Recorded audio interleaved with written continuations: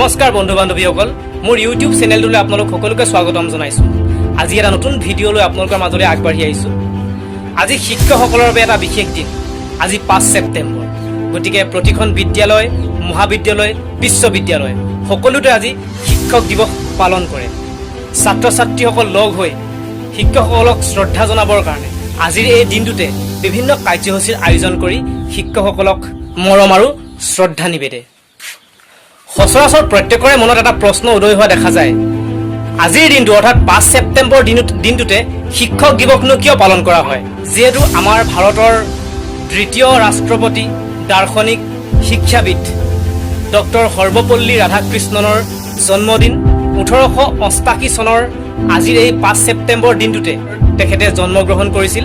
গতিকে তেওঁৰ এই জন্মদিনটো আজিৰ সময়ত বিশেষকৈ 1962 চনৰ পৰাই বুলি ক'ব লাগিব, 1962 চনৰ পৰাই আজিৰ এই দিনটোলৈকে উলহ মালহেৰে শিক্ষক দিৱস পালন কৰি আহিছে। যেতিয়া সৰ্বপল্লী ৰাধাকৃষ্ণন আমাৰ ভাৰতৰ দ্বিতীয় ৰাষ্ট্ৰপতি পদত অধিষ্ঠিত হৈ আছিল, সেই সময়ত তেখেতৰ কিছু শুভাকাংক্ষী ছাত্ৰ ছাত্ৰীয়ে আহি তেওঁক এটি অনুৰোধ কৰিছিল যে তেখেতৰ জন্মদিন হিচাপে পালন কৰি উদযাপন কৰিব পাৰি নে নোৱাৰি।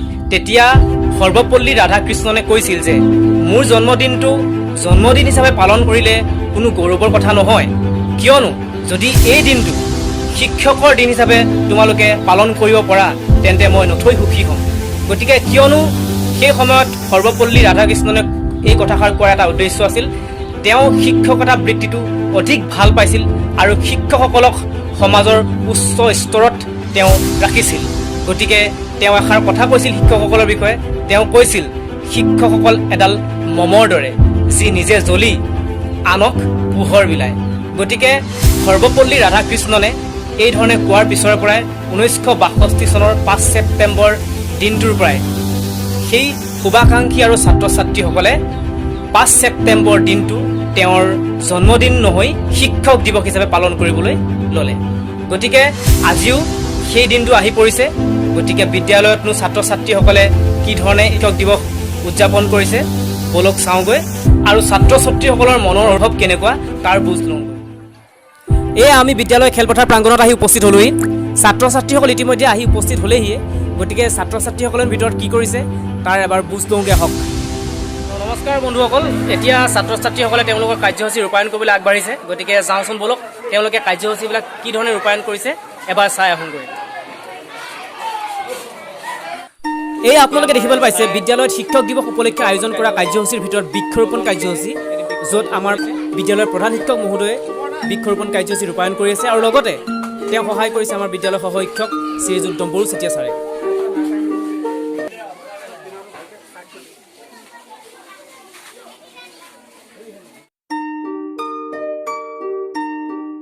আৰু এই আপোনালোকে দেখিবলৈ পাইছে এটি লিচু পুলি ৰোপণ কৰিছে আমাৰ সহ শিক্ষক শ্ৰীযুত কুলপ্ৰসাদ লিম্বু ছাৰে, আৰু তেওঁৰ লগত মই কিছু পৰিমাণে সহায়ৰ হাত আগবঢ়াবলৈ চেষ্টা কৰি আছোঁ। গতিকে এই ধৰণে আমাৰ বৃক্ষৰোপণ কাৰ্যসূচীটো আয়োজন কৰা হৈছে। আৰু এয়া আপোনালোকে দেখিবলৈ পাইছে আমাৰ শ্ৰদ্ধাৰ শিক্ষাগুৰু, দাৰ্শনিক তথা আমাৰ ভাৰতবৰ্ষৰ প্ৰাক্তন ৰাষ্ট্ৰপতি ডক্টৰ সৰ্বপল্লী ৰাধাকৃষ্ণন দেৱৰ চিত্ৰৰ সন্মুখত এগছি বন্তি প্ৰজ্বলন কৰিছে আমাৰ বিদ্যালয়ৰ প্ৰধান শিক্ষক মহোদয় শ্ৰীযুত চিত্ৰ চাংমাইদেৱে, আৰু তেওঁ সহযোগিতা আগবঢ়াইছে শ্ৰীযুত ডম্বৰু চেতিয়া ছাৰে। প্ৰাচীৰ পত্ৰিকা কুহি উন্মোচন কৰিবলৈ আগবাঢ়িছে আমাৰ বিদ্যালয়ৰ সহ শিক্ষয়িত্ৰী শ্ৰীযুক্তা পূৰ্ণিমা দেওঘৰীয়া বাইদেৱে। গতিকে এয়া আপোনালোকে দেখিবলৈ পাইছে কি ধৰণে প্ৰাচীৰ পত্ৰিকা উন্মোচন কৰা হৈছে। এয়া আমাৰ বিদ্যালয়ৰ বিভিন্ন আদৰ্শ বিজ্ঞানীকেতনৰ প্ৰাচীৰ পত্ৰিকা উন্মোচন কৰা হৈছে।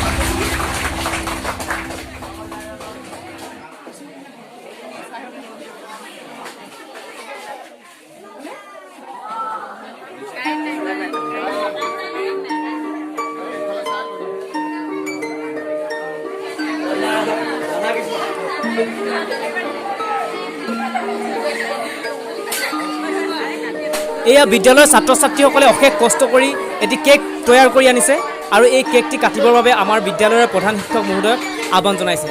গতিকে কেক কটা পৰ্ব আৰম্ভ হ'ব। আমি চাওঁ আহক কিদৰে কেক কাটি কিদৰে উদযাপন কৰে।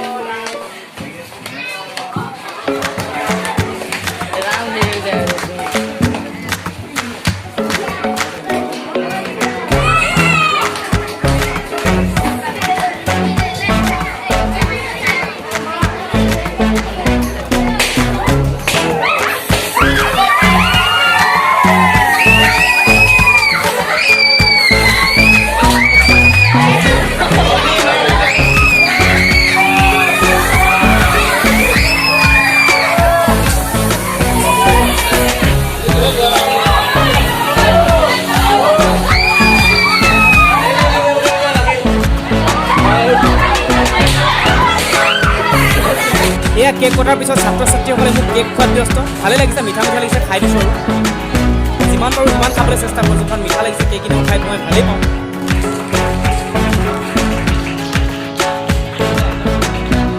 আৰু এয়া আমাৰ বিদ্যালয়ৰ 10ম শ্ৰেণীৰ ছাত্ৰী শ্ৰীমতী ভিতালী চেতিয়াই মোক এটি উপহাৰ দিছে, আৰু সেই উপহাৰটি মই আন্তৰিকতাৰে গ্ৰহণ কৰিছোঁ। ছাত্ৰ ছাত্ৰীসকলে নৃত্য প্ৰদৰ্শন কৰিছে, চাওঁ গৈ বলক।